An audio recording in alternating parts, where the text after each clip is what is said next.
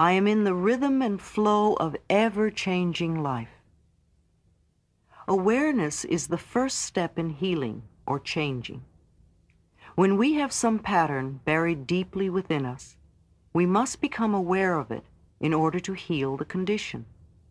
Perhaps we begin to mention the condition, to complain about it, or to see it in other people. It rises to the surface of our attention in some way, and we begin to relate to it.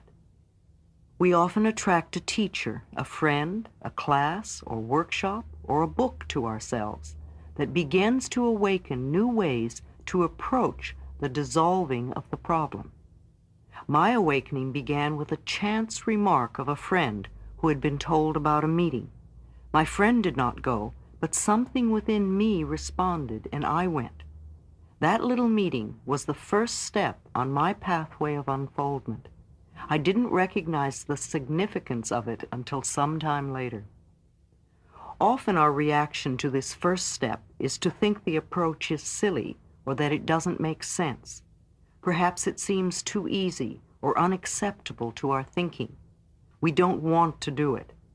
Our resistance comes up very strong. We may even feel angry about the thought of doing it. Such a reaction is very good if we can understand that it is the first step in our healing process. I tell people that any reaction they may feel is there to show them they are already in the process of healing or changing. Many people think nothing is happening until the total healing takes place, but that is not true. The process begins the moment we begin to think about making a change. Impatience is only another form of resistance. It is resistance to learning and to changing. When we demand that it be done right now, completed at once, then we don't give ourselves time to learn the lessons involved with the problems we have created. If you want to move to another room, you have to get up and move step by step in that direction. Just sitting in your chair and demanding that you be in the other room will not work. It's the same thing. We all want our problems to be over with, but we don't want to do the small things that will add up to the solution. Now is the time to acknowledge our responsibility in having created the situation or condition. I'm not talking about having guilt, nor about being a bad person for being where you are. I am saying to acknowledge the power within you that transforms your every thought into experience. In the past, we unknowingly used this power to create things we did not want to experience. We were not aware of what we were doing. Now, by acknowledging our responsibility, we become aware and learn to use this power consciously in positive ways for our benefit. Often when I suggest a solution to the client, a new way to approach a matter of forgiving the person involved, I will see the jaw begin to clench and jut out and the arms cross tightly over the chest. Maybe even fists will form. Resistance is coming to the fore, and I know we have hit upon exactly what needs to be done. We all have lessons to learn. The things that are so difficult for us are only the lessons we have chosen for ourselves. If things are easy for us, then they are not lessons, but are things we already know. Lessons can be learned through awareness. If you think of the hardest thing for you to do and how much you resist it, then you're looking at your greatest lesson at the moment. Surrendering, giving up the resistance, and allowing yourself to learn what you need to learn will make the next step even easier. Don't let your resistance stop you from making the changes. We can work on two levels, looking at the resistance and still making the mental changes. Observe yourself. Watch how you resist, and then go ahead anyway.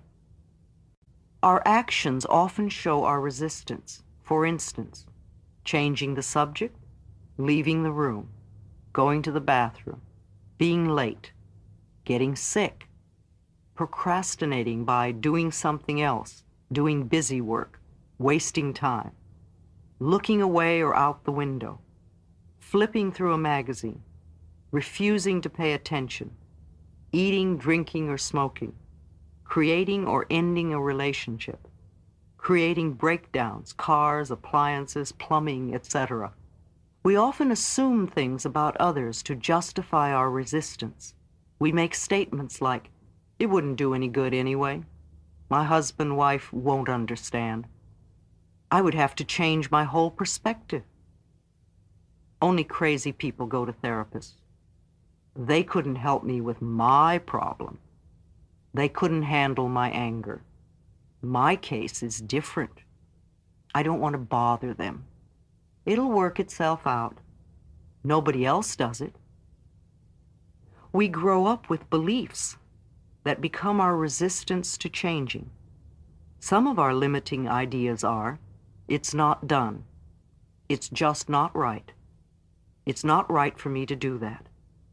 That wouldn't be spiritual. Spiritual people don't get angry. Men, women just don't do that. My family never did that. Love is not for me. That's just silly. It's too far to drive. It's too much work. It's too expensive. It'll take too long. I don't believe in it. I'm not that kind of person. We give our power to others and use that excuse as our resistance to changing. We have ideas like, "God doesn't approve. I'm waiting for the stars to say it's okay. This isn't the right environment. They won't let me change. I don't have the right teacher, book, class, tools. My doctor doesn't want me to. I can't get time off from work. I don't want to be under their spell. It's all their fault. They have to change first. As soon as I get, then I'll do it. They don't understand. I don't want to hurt them. It's against my upbringing, religion, philosophy." We have ideas about ourselves that we use as limitations or resistance to changing. They are too old, too young, too fat, too thin, too short, too tall, too lazy, too strong, too weak, too dumb, too smart, too poor, too worthless, too frivolous, too serious, too stuck. Maybe it's all just too much. Our resistance often expresses itself as delaying tactics. We use excuses like, "I'll do it later. I can't think right now. I don't have the time right now. It would take too much time from my work. Yes, that's a good idea. I'll do it later. I have too many other things to do. I'll think about it tomorrow. I'll do it as soon as I get through with, or as soon as I get back from this trip. The time isn't right. It's too late or too soon." Denial. This form of resistance shows up in denial of the need to do any changing. Things like, "There's nothing wrong with me. I can't do anything about this problem. I was all right the last time. What good would it do to change? If I ignore it, maybe the problem will go away."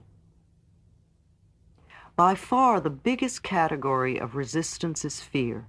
Fear of the unknown. Listen to these. "I'm not ready yet. I might fail. They might reject me. What would the neighbors think? I don't want to open that can of worms. I'm afraid to tell my husband or wife. I don't know enough. I might get hurt. I may have to change. It might cost me money. I would rather die first or get a divorce first. I don't want anyone to know I have a problem. I'm afraid to express my feelings. I don't want to talk about it. I don't have the energy. Who knows where I might end up? I may lose my freedom. It's too hard to do. I don't have enough money now. It might hurt my back. I wouldn't be perfect. I might lose my friends. I don't trust anyone. It might hurt my image. I'm not good enough." And on and on and on the list goes. Do you recognize some of these as the way you resist? Look for the resistance in these examples. A client came to me because she was in a lot of pain. She had broken her back, her neck, and her knee in 3 separate auto accidents. Yet she was late, got lost, and then was stuck in traffic. It was easy for her to tell me all her problems, but the minute I said, "Let me talk for a moment," all sorts of turmoil began. Her contact lenses began to bother her. She wanted to sit in another chair. She had to go to the bathroom. Then her lenses had to come out. I could not keep her attention for the rest of the session. It was all resistance. She wasn't ready to let go and be healed. I discovered her sister also had broken her back twice, and so had her mother. Another client was an actor, a mime, a street performer, and quite good at it. He bragged at how clever he was at cheating others, especially institutions. He knew how to get away with almost anything, and yet he got away with nothing. He was always broke, at least a month behind in the rent, often without a telephone. His clothes were tacky, work was very sporadic, he had lots of pains in his body, and his love life was zilch. His theory was that he couldn't stop cheating until some good came into his life. Of course, with what he was giving out, no good could come into his life. He had to stop cheating first. His resistance was that he was not ready to let go of the old ways. Leave your friends alone. Too often, instead of working on our own changes, we decide which of our friends needs to change. This, too, is resistance. In the early days of my work, I had a client who would send me to all her friends in the hospital. Instead of sending them flowers, she would have me go to fix up their problems. I would arrive with my tape recorder in hand, usually finding someone in bed who didn't know why I was there or understand what I was doing. This was before I learned never to work with anyone unless they requested. The desire to change is often met with resistance in the mind. It could be a simple thought, or rather just not wanting to do it, or the idea of the patience required for the change to occur. Because if the people do want to experience change in their life, they want it to happen fast or not at all. Alas, that too is resistance. The concept of change has to do with the lessons learned. It is a step-by-step process which cannot happen overnight. But when you train your brain to start fighting the resistance that it puts up, change will slowly but surely happen. Well, I hope you guys enjoyed the video, and do make sure to share your thoughts with us in the comment section.